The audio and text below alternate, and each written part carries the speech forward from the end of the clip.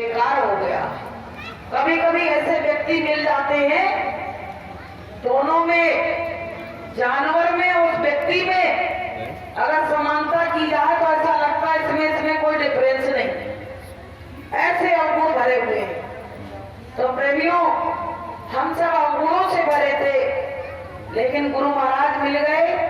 गुरु महाराज ने हमको रास्ता बताया, तो हमारी समझ में अब थोड़ा थोड़ा आने लगा कि मनुष्य जीवन का क्या महत्व होता है। यदि आप सत्संग में आ रहे हैं और फिर भी मनुष्य जीवन के महत्व को नहीं समझ रहे हैं, तो आपका सत्संग में आना भी बेकार है। सत्संग में आते हो तो मानव जीवन का मूल्य समझिए कि ये जीवन हमको किस लिए मिला है, हम कहां से आए, हमको कहां जाना है। ये बात आपको कोई रामायण गीता भागवत नहीं बताती है, लेकिन गुरुदेव बताते हैं, गुरु महाराज बताते हैं कि बच्चों, तुम कहां से आए, तुमको कहां जाना है। अगर इतनी बात आदमी के समझ में आ जाए तो काम बन जाए। वो तो कहता हमारे माँ बाप ने पैदा कर दिया और संसार में हम लूटने खसोटने के लिए आए हैं, बुराई भलाई का काम करके और चले जाएंगे। वो तो सब इंसान ऐसे ही जा रहे हैं। नहीं, आप अगर संत की शरण में नहीं आए तो आपका मानव जीवन पाना बेकार हो गया। कि कबहू ना संत शरण में आया,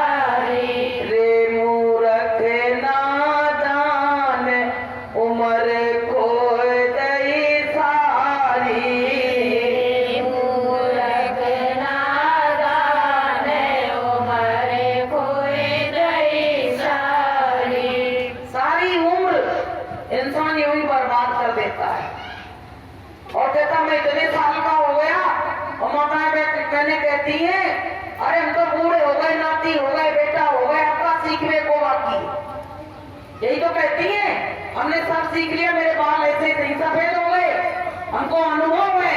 यही तो कहती है, लेकिन हमारी समझ से कोई अनुभव नहीं। ये काम जो आपने किया है वो जीव जंतु भी कर रहे हैं। आप समझ रहे, जीव जंतु कुछ नहीं कर रहे हैं। वो चिड़िया जब बच्चे देती है तो सुबह सुबह जाके भोर और वहां से चूजा लेके आती है और खुद खाती है वहां से, और वहां बच्चों के लिए भी अपनी चोंच में रख के लाती है। तो उसने किया काम की नहीं किया कि आपने अपने बच्चों का पेट भरा। तो ये हमारा भ्रम हमको ही खाए जा रहा है। ज्यादा अनुभव है तो घरों में लड़ाई हो रही है, अपने अनुभव को ज्यादा बताओगे तो घरों में लड़ाई झगड़ा होंगे। अरे तुम बुजुर्ग हो तो पता बुजुर्गों को क्या चाहिए कलयुग में, कि अपनी जवान को बंद करके 2 रोटी मिले तो खा लो और शांति से रहो। यही बुजुर्गी है। नहीं तो आजकल घरों में बुजुर्गों को ऐसी दशा हो रही है कि आप मुख से वर्णन नहीं कर सकते हो। तो अगर बुजुर्ग उधर से मुड़ के, संसार से मुड़ के और कहीं परमात्मा की शरण में आ जाए तो काम बन जाए। लेकिन इतनी मार पड़ती है, इतनी ठोकरें मिलती हैं और फिर भी परमात्मा की तरफ नहीं मुड़ता है। जैसे कोई बच्चा होता है, उसकी माँ कितना भी मारे लेकिन वो जाके बार बार माँ के आंचल को पकड़ लेता है। कोई कितना भी बुलाए, चुप कराएगी तो उसकी माँ ही कराएगी। तो प्रेमियों ने माया की छाया को इसी तरह हम पकड़े हुए हैं। हमारा यहाँ कोई है नहीं, सब जा रहे हैं, धीरे धीरे विदा हो रहे हैं जीवन से, और फिर भी हम उनको अपना अपना कहते थक नहीं रहे। अगर वो अपने हमको बीच में छोड़ के कैसे चल देते? हमसे कोई सलाह नहीं ली, कुछ पूछा नहीं, और वहां से फरमान आ गया तो छोड़ के चल दिए। तो हमारे काहे के अपने? इसलिए प्रेमियों, ज्यादा भरोसा अपने घर पे मत करो। ये कुटुंब परिवार ये सब दुखदाई है। जब हमको छोड़ के जाएगा तो हमको बड़ी असहनीय पीड़ा होगी। बार बार घर में मृत्यु हो जाए तो बार बार उसी जगह पे आते जहां वो रहता था व्यक्ति, जहां उसकी चीजें रखी थी, और बार बार रोने लगते थी, घबराने लगता है, तो फिर बच जाते हैं बाहर को, कहते अरे भैया बड़ा बर्दाश्त से बाहर असहनीय हो। तो गुरु महाराज कहते बच्चों, हर जन्म में तुमने यही मिलना और बिछड़ना यही काम हुआ है। हर योनि में तुम अपने परिवार से बिछड़े हो, लेकिन इस बार मेरी बात को मान लो तो मिलना और बिछड़ने का प्रसंग तुम्हारे जीवन से खत्म हो जाएगा। क्योंकि ना तो जन्मोगे और ना बार बार मरोगे। कि फिर जन्म ना फिर मरना पड़ेगा, फिर जन्म ना फिर मरना पड़ेगा। काया कुटी खाली करना पड़ेगा, काया कुटी खाली करना पड़ेगा। आएगा नोटिस जमानत न होगी, आएगा नोटिस जमानत न होगी। पहले अगर कुछ अमानत न होगी, पहले अगर कुछ अमानत न होगी।